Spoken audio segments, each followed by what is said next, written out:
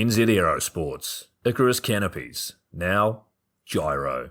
That's right, we've rebranded, and JYRO is our next generation. It honours our founder, as that's the name we knew him by, but JYRO also marks the start of a new chapter. And not to be biased, but it's going to be fucking epic. Long story short, we're more us than ever, so if you're new to the sport, or even a Sky God Ninja Turtle, welcome. I think our valiant leader Lucy, JYRO's daughter, says it best. And we still got that fuck yeah attitude. Rebrand! Woo! Rebrand woo indeed, Lucy. Anyway, head over to JYRO.com for more info and get amongst you legends. I was 19, broke, unemployed, and sold my girlfriend's canopy for drug money. So I thought I better sew her a new one. What a sentence, and what a story. This describes the humble yet outrageous beginnings of NZ Aerosports, the home of Icarus Canopies, in the words of our founder himself. From getting a paratrooper toy from his mom, watching parachutes at the DZ as a 6-year-old, jumping off the wharf with a parachute made from bed sheets, doing his first jump at 16, sewing his first canopy on a borrowed machine at 19, and starting to sell parachutes out of a garage in 1986, Paul JYRO Martin had an undying love for the sky. Our company started with one man with the wildest of spirits and a true blue sky dream, a renegade. In the time that JYRO created and ran the Icarus Canopies brand until he passed away in 2017, he pushed everything he had to its limits. We miss him, and we always will. JYRO is the next generation of NZ Aerosports. It honors our founder, of course, because it was the name we all knew him by, but JYRO the rebrand also marks the start of a new chapter, our next jump. JYRO is the space between sound and silence, art and science, chaos and calm. JYRO is a state of epic tranquility that transcends understanding. That moment, in the door, in free fall, mid-swoop, where nothing but the present exists. A perfect balance of euphoria and thrill. JYRO captures our passion for flying and our commitment to designing break-the-fucking-rules canopies that deliver pilots pure, wild flight. Hey gang, so I got a new book out. It's called The Upside of Fear, and it's exactly what you think it's about. It's about the good side of, well, getting scared. In it, we talk not only about the science and biology behind fear, but the psychology as well. And it's not just coming from me, it's coming from some of the best in the sport. Omar Alhigelan, Jeff Provenzano, Maxine Tate, and so many more have contributed their sometimes terrifying stories to the book to help you overcome your fear. So head to the lunaticfringepodcast.com. You're going to find the link to the book there, as well as the other books. It's available in ebook, paperback, hardback, and audiobook right now. Coming straight from the cockpit, it's another episode of Lunatic Fringe with the fucking pilot.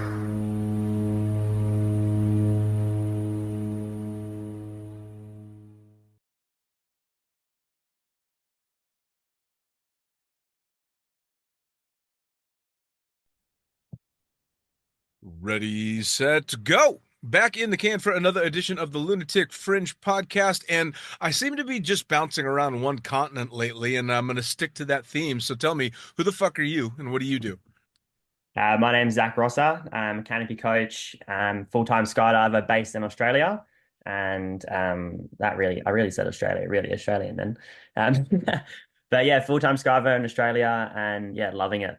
Yeah, you practically left the A off that one. It was just Australia. Yeah, Australia. That's very, yeah, I seem to be spending a lot of time down under lately because you kids are up to some shit, man.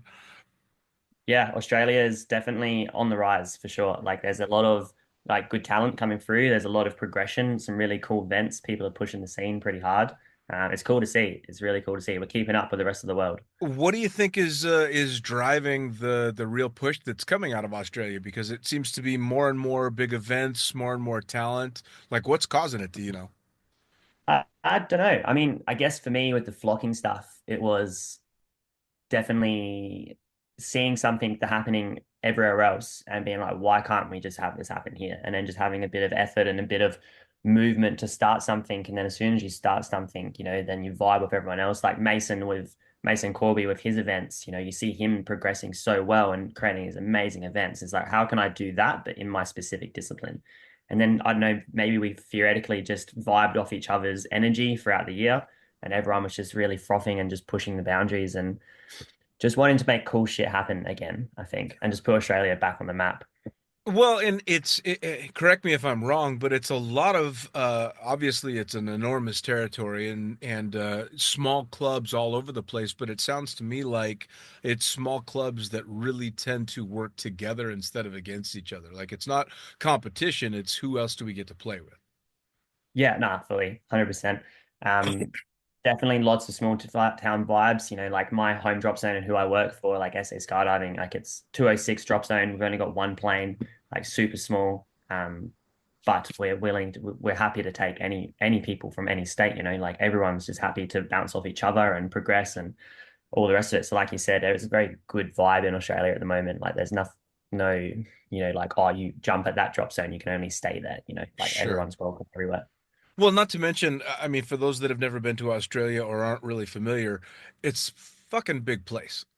It's huge. Like I went back to the UK, not last year, but the year before, and then went to Africa this year. And I fell asleep on the plane, and then woke up, and I was like, "Oh, sick. We must be halfway to like the halfway point." And then looked at the map, and I was like, "Holy shit, we're still in Australia." Yeah. Like we'd only just got into Perth, and I was like, "Oh wow." Like it definitely surprises me every single time how big Australia is because it is huge. Like it's a Yeah. big place. I don't think I had my head wrapped around it when I visited as well, because we flew into Sydney like most, and then my good buddy Derek Massey was over in Perth, and so we did a road trip up the coast a ways, and then went back and hopped on the airplane and flew to Perth, and it was like Jesus Christ, man, it's enormous. Yeah, 100%. It's super cool. But it definitely has its flaws. Like it's just a big old island in the middle of nowhere. Like we're so far away from everyone. Well, and then of course the joke that everything in Australia is trying to kill you, which is not so far off from the truth. Yeah, absolutely. That is definitely true. Like we had Chris Stewart come over for the big wave flocking camp recently, and he just went out for a little run in the landing area in the morning, and it was just like getting attacked by magpies, like had kangaroos hopping after him. He's like, "Fuck this place! This place is just trying to kill me everywhere I go." Yeah, even the stuff that's not trying to kill you is still trying to put a dent in you. Yeah, 100%. So, hey, for anybody that's not listened to our previous episodes, bring them up to speed on who you are and how you got started.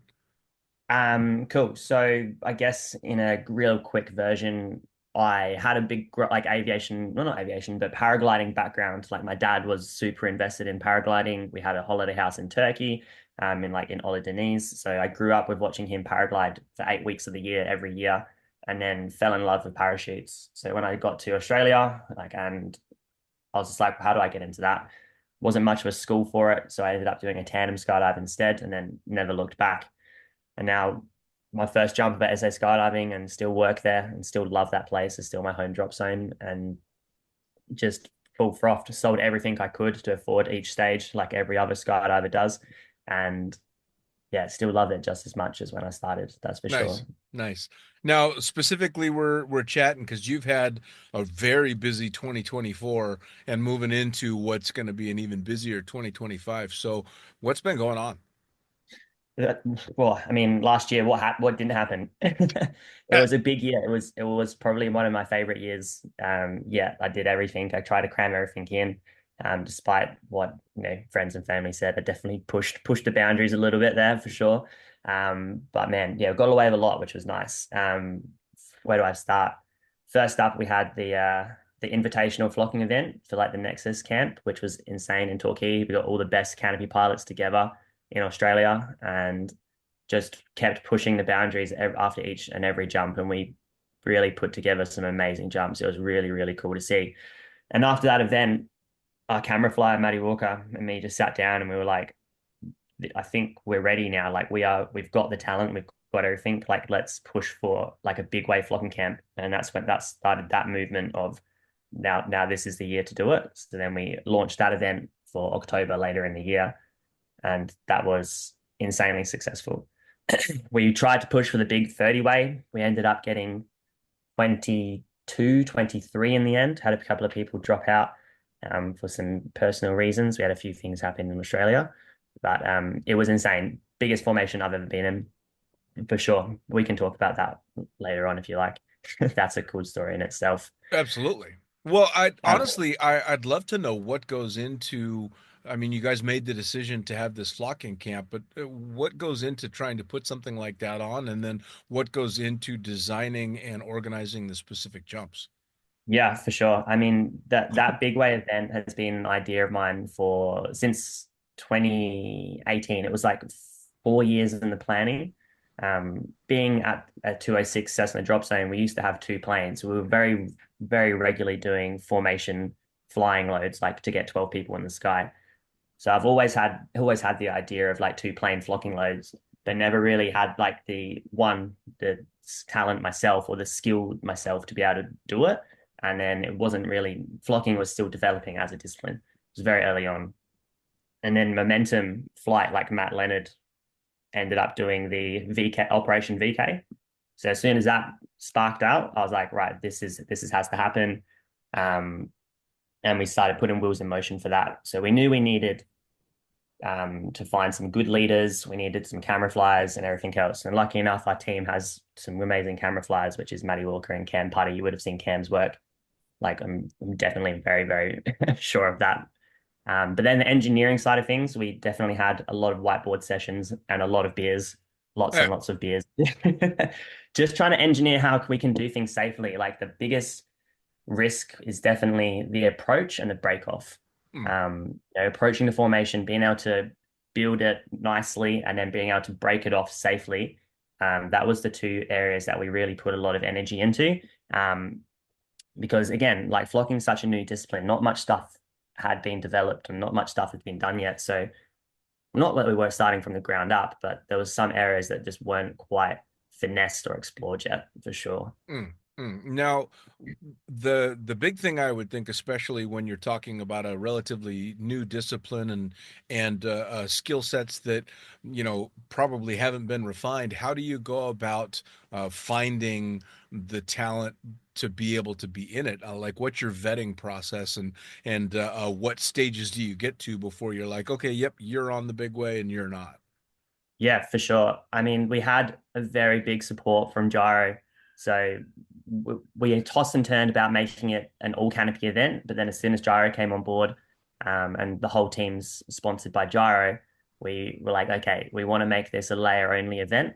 So that became one big requirement. You had to be a layer pilot, or you had to be willing to be able to fly a layer as well. So, which was really cool. So we had a lot of people super keen and had the talent, and they were like, do you know what? I'll put away the VK, or I'll put away whatever wing they're flying, and they'll use the couple of the whole demo fleet that we had for the layers, which was really cool to see. People were more interested in the project as opposed to what they were flying, Sure. which was really cool. In terms of the vetting process, we knew we already had like a lot of people in mind with flocking experience. And then we just went through the gyro athlete list and just kind of started approaching people that we wanted. And we got a fair few, which we really wanted. Like Cornelia made a massive effort to come over from Dubai, which was really cool to see. Yeah. And then we just put a post out saying, this is the project, limited slots available. And then we just had so many people start putting their name forwards, Nice. and then just started calling up their references and seeing like if they actually had the experience that they were putting in. But yeah, we took it really seriously, like who we wanted on. We tried to make it almost like, breaking a record on like a flat big way sort of thing. Sure. And we told everyone that as well, like on the first day, like when we've got a yellow card and then a red card. So if we're not here to try and get the biggest number possible, but we want to do everything safely. So if anyone does anything not safely, then we won't be afraid to put you back on the bench, or Sure. just take you out of the formation completely. Because, you know, I personally haven't been in a high performance canopy wrap, but I can't imagine it's going to go down too well. No, no, no. I can't imagine a non-high performance canopy wrap is any fucking fun. So I Yeah, sure as shit wouldn't imagine, want to be wrapped up in a Leia. yeah, imagine being loaded at like somewhere between 2.4 to 3 under a sub 80 square foot canopy with very thin lines, and it would happen like that, I reckon. Oh yeah, yeah, yeah. What the lines didn't remove, they would wrap around. Yeah, fully 100%. I reckon it get very messy and very colorful very quick. Yeah, nothing I'd ever want to experience. Well, and I mean, everybody that's signing up for something like that has got to already have their head wrapped around the fact that because it's new and because of all the extra risks involved, that there's going to be some serious eyes on them to make sure that they're making good decisions. 100%. And we tried to take, our philosophy was, slow progression is going to get us to the end goal. So we had a 5-day camp. The first 3 days were single plane loads. So we started off in 6 ways, 7 ways, progressed to then 12 and 16 ways. And then the last 2 days was when we had the formation loads.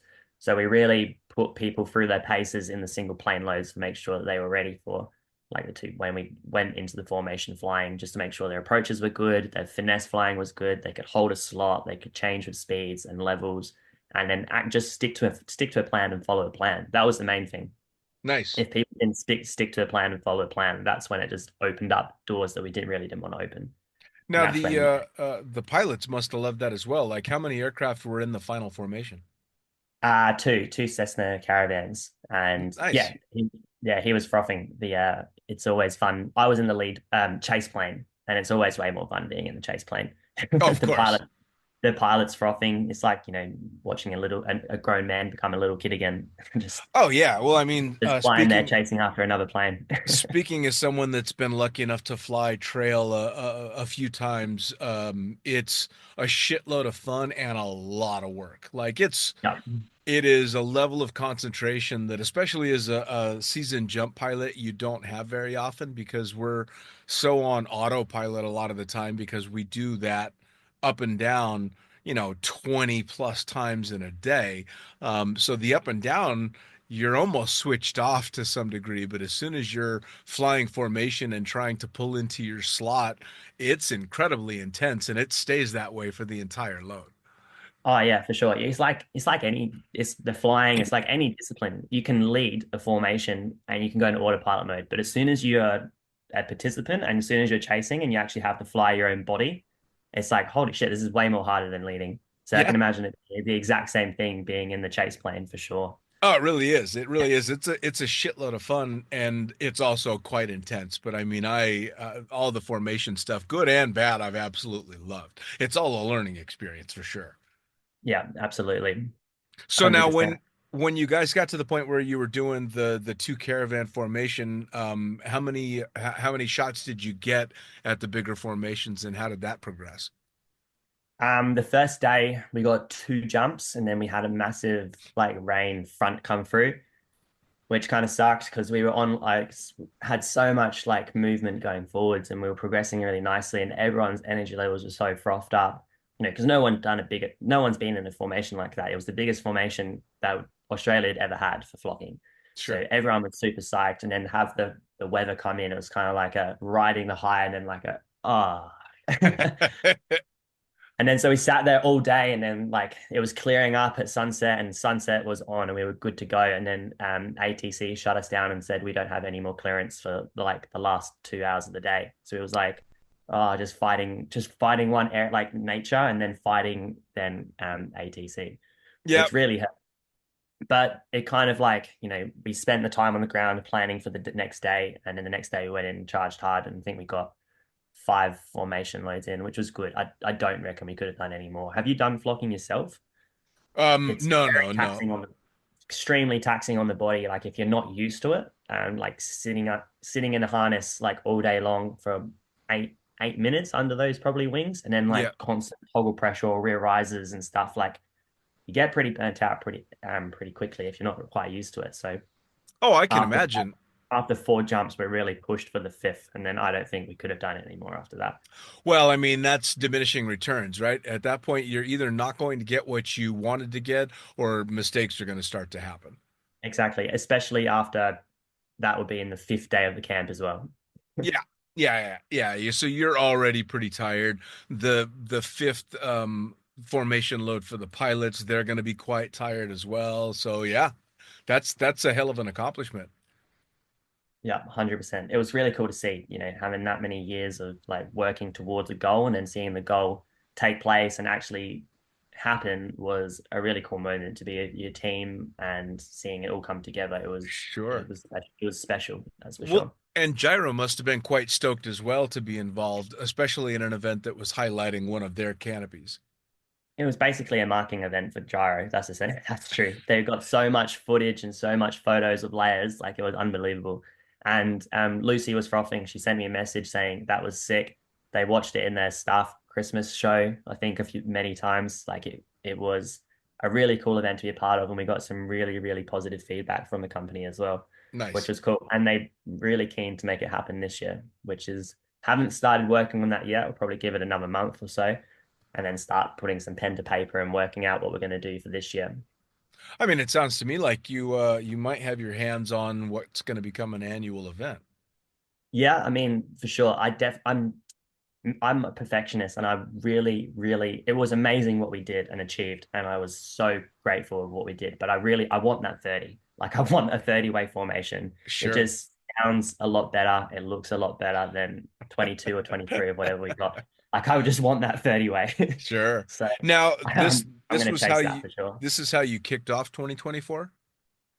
So that was the big way event was at the end of the year. We had the invitational at the start. So then we had a bunch of other stuff happen in the middle, which was heaps of fun as well. Ended up coaching in the Maldives, which was sick.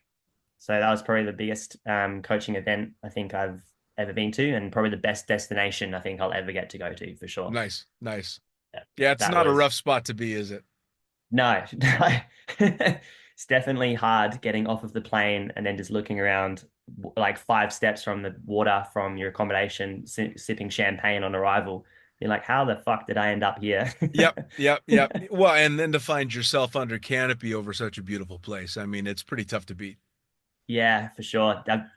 I get asked a lot by tandem customers, do you still get nervous? And I was definitely nervous leading a few flocking formations over just water and just thinking like, oh shit, don't cook this, Zach. You don't want to be, because you'll never hear at the end of this if you lead a whole flocking formation into the water and not Yep, make it back. yep, That will yep. stay with you forever. I know exactly how that feels on a smaller scale because the first international drop zone that I worked at was Skydive Fiji, and Oh, wow. you're 2 miles offshore depending on the winds, and it's a pretty intense feeling to go, oh, I hope I don't fucking chuff this one up. Yeah, Jesus yeah, Christ. yeah. Yeah. It's a lot of water, that's for sure.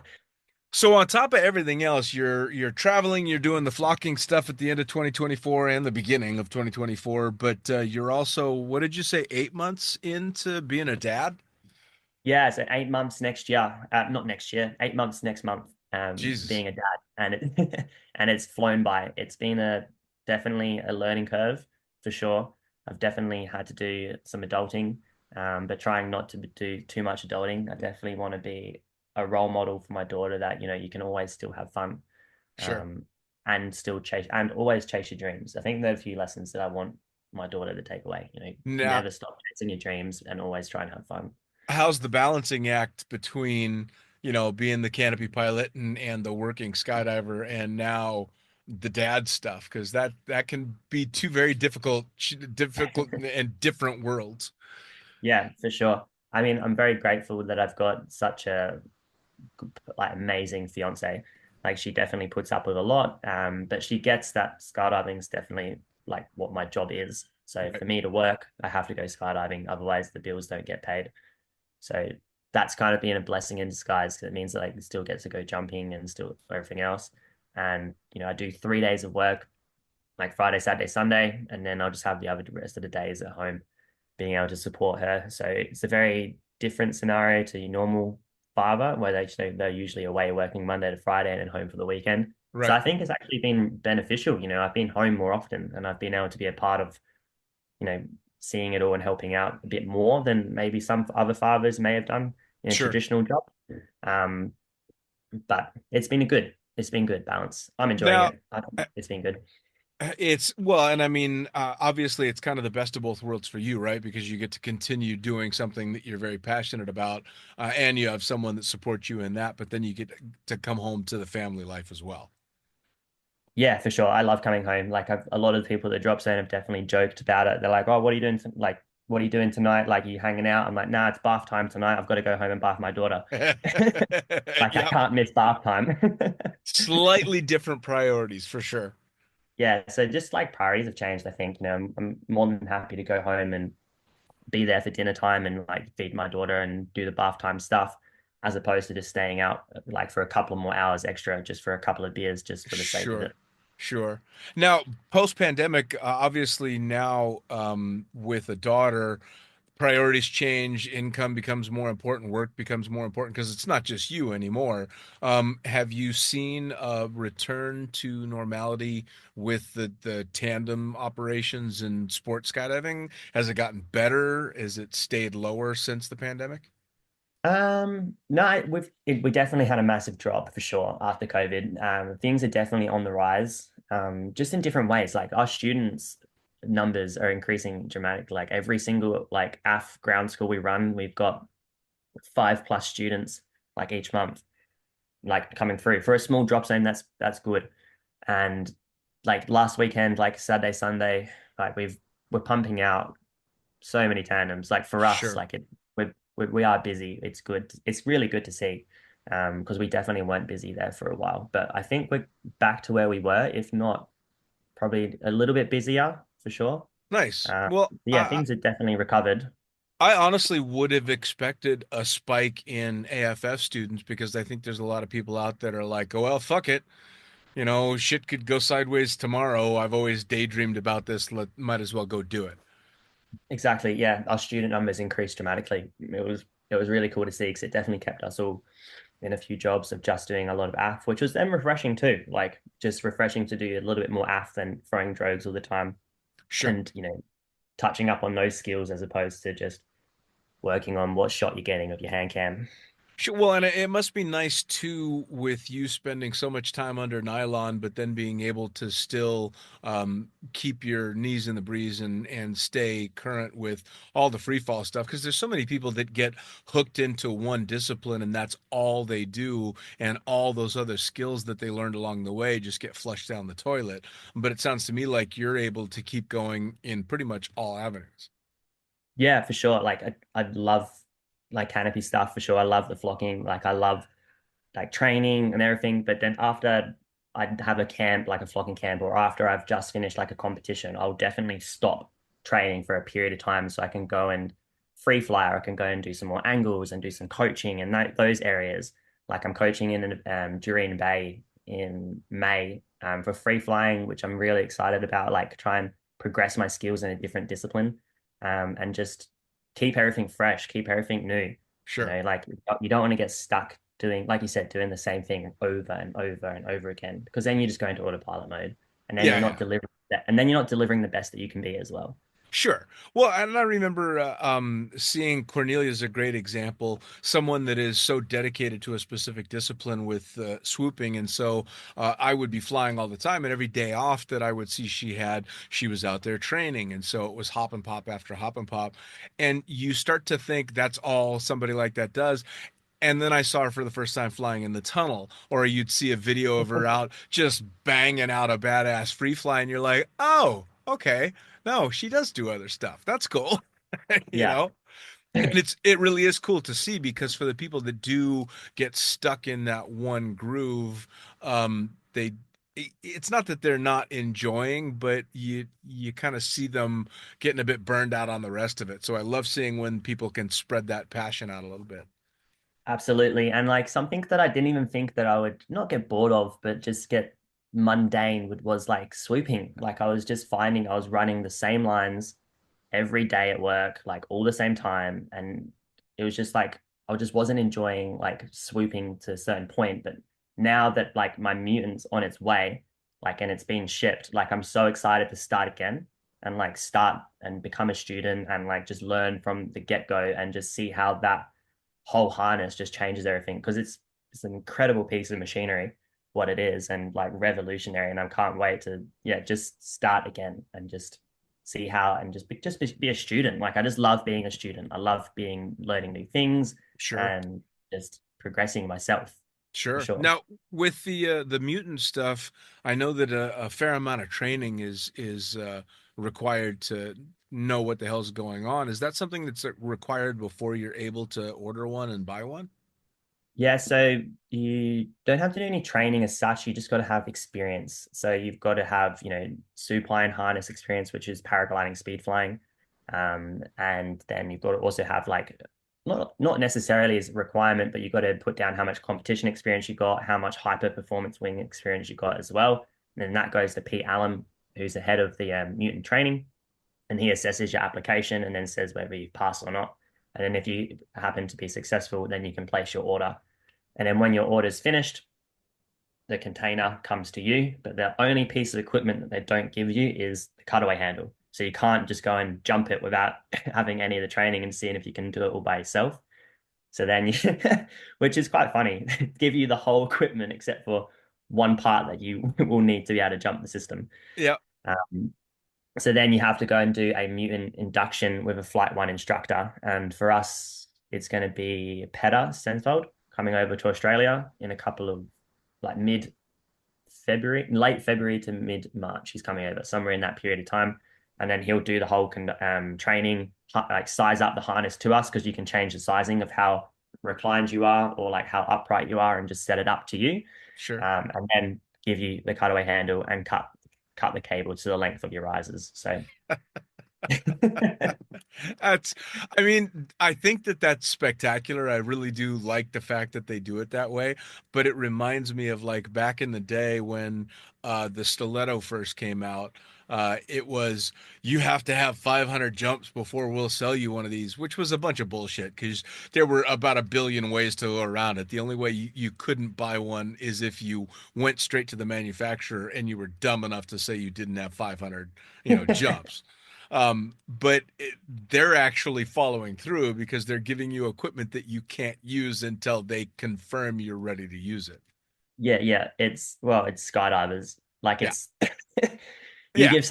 you give someone a container and say you can't use this yet. What's the first thing they're going to go be like? Oh, I can probably do this. Of course, of course. Well, and it makes sense for a number of different reasons. One, obviously, they don't want people going out and getting hurt. But two, it's kind of shit for their reputation if every time somebody gets a new container, they frap themselves in. Yeah, fully, and like 100%. It's genius what they've done. It definitely it's frustrating being on the other side, knowing that I have to wait for the cutaway handle and stuff, but I completely understand the process. Sure. Like it definitely makes sense Well, for sure. and it's also, especially considering the audience, it's kind of genius marketing too. Yeah, oh, for sure. For Flight 1, it's genius. Well, all across the board, it's fantastic because again, just like you said, what's the one thing that gets people to want to do something? Telling them they can't. You Yeah. know, oh no, this is over your head. You can't handle this. Well, shit, son, step Yeah, aside. Let me fucking show you. hold my beer. Yeah, exactly. So it really is genius marketing. It's fantastic. Yeah, 100%. Even though I don't, that's clearly not their motivation, but it's a nice, it's a nice side effect. Oh, 100%. But yeah, super keen for that to arrive. It's going to be a fun new learning experience for sure. And Nice. hopefully, take that to then Worlds this year if I make the Aussie team again. So we'll see what happens. So either way, So if I, that's part of what's coming up in your 2025 is trying to qualify for the team. yeah, I was lucky enough to make the Aussie team last year and go to Pretoria for the World Championships there, which was the first time ever going to a world competition and first time ever making the Australian team. So I was super pumped with that. And I think that lit a massive fire in me to just, this is definitely, it kind of just secured, this is exactly what I want to do. And this is my favorite discipline because I just had so much fun. I learned so much. I hung out with the best in the world. And it's true, you think you're obviously good enough to go because you've qualified to make the team, but then you get there and you're just amazed at how far better like the best of the best really are. Sure. Like the experience level and stuff of like Kurt and like Cedric and Sven and just like some of the top competitors, like it's impressive. Like it just made me really like idolize what they were doing and like holy shit, there's still so much more to learn in this Well, area. I mean, you're kind of, no pun intended, you're stepping into the lion's den when you go to Pretoria because I mean, the fucking DZO is a world-class competitor. I Yeah, mean, for you're sure. stepping into Billy Sharman's territory at a high elevation drop zone with the best in the world. I mean, there's gonna be some shit going on. Yeah, for sure. I mean, I remember rocking up straight off of the plane with my friend Jared. We just got to like just arrived in Africa that morning, and then they were sending the load. They're like, "You boys, you're on this load." I was like, "Man, we just got off the plane from Australia. We're pretty tired." I was like, "I don't care. You're getting on the plane." I'm like, "All right, fuck it, whatever." And it was like I remember it clear. I was sitting with my friend Shane Onus, who you should definitely get on the podcast, by the way. And I was like shaking, like my hands were shaking. So I was just fearful so much of this elevation and how fast it was going to be.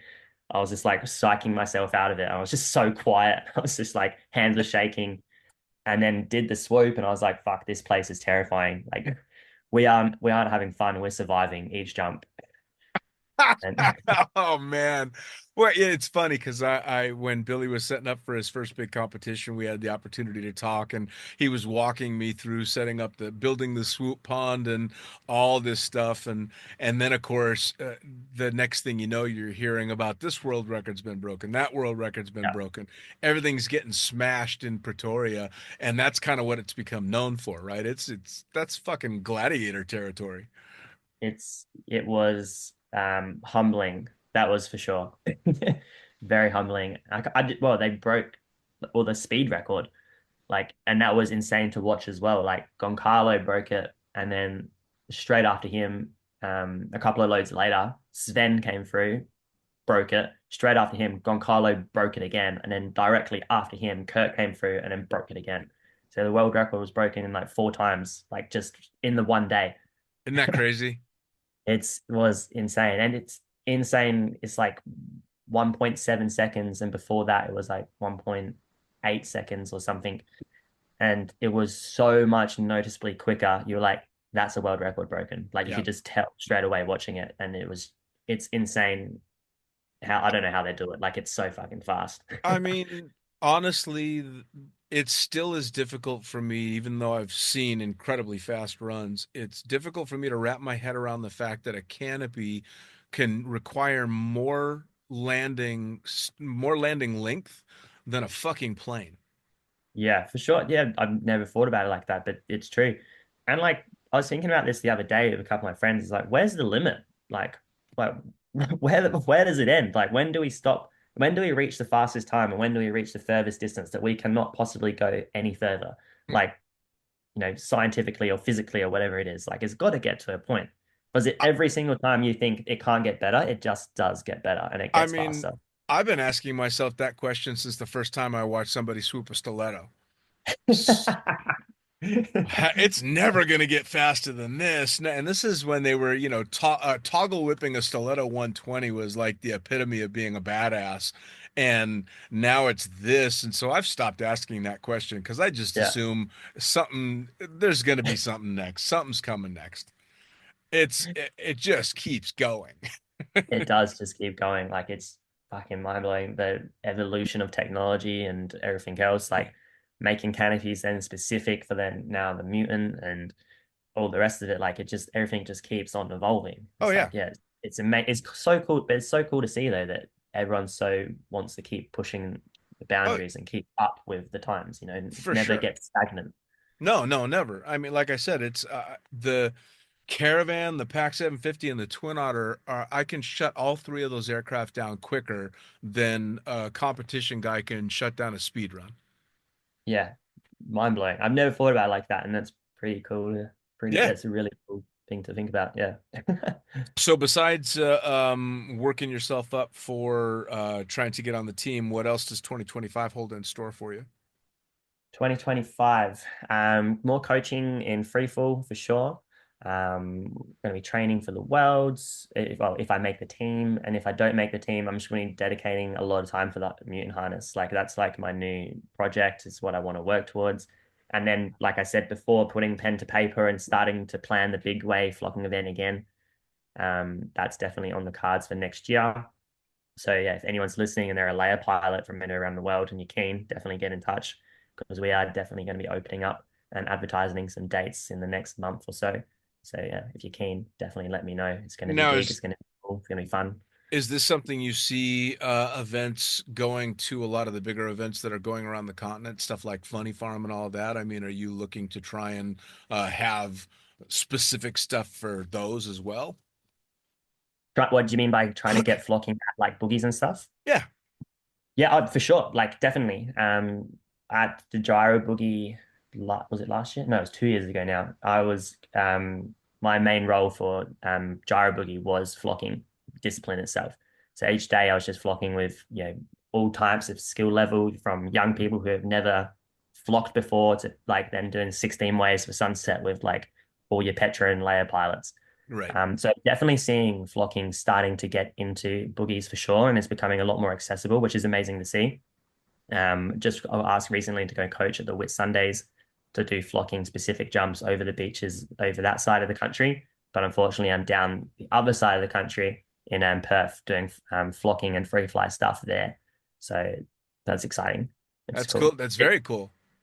Yeah. So I'm definitely seeing it popping up more and more and more. And that was my main role in the Maldives, to just do flocking specific stuff there.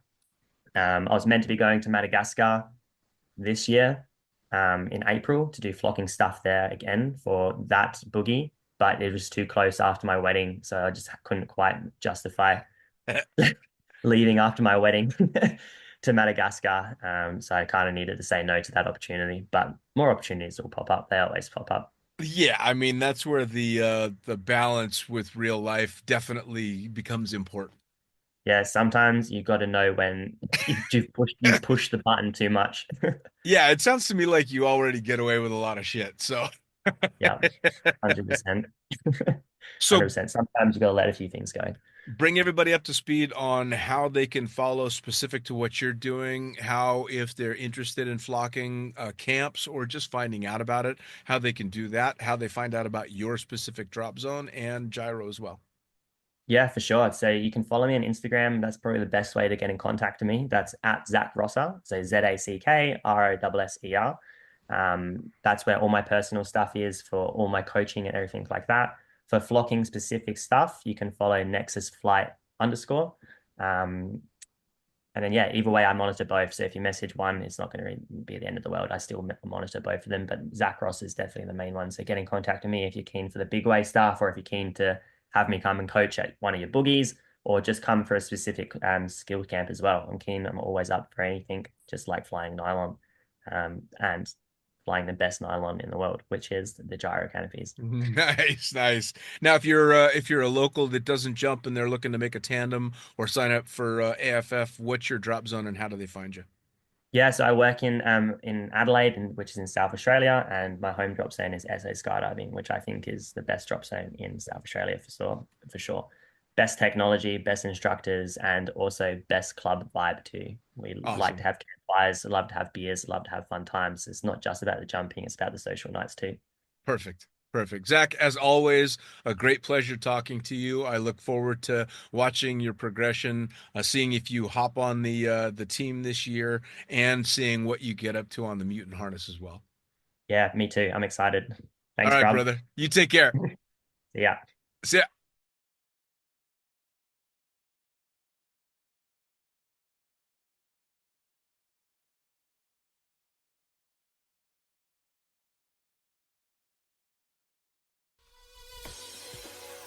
Well, there you have it. Another episode of the Lunatic Fringe podcast, brought to you as always by, well, wait, not as always, actually. Brought to you now by JYRO. Formerly known as JYRO Sports, you'll head to JYRO.com for their next level line of canopies.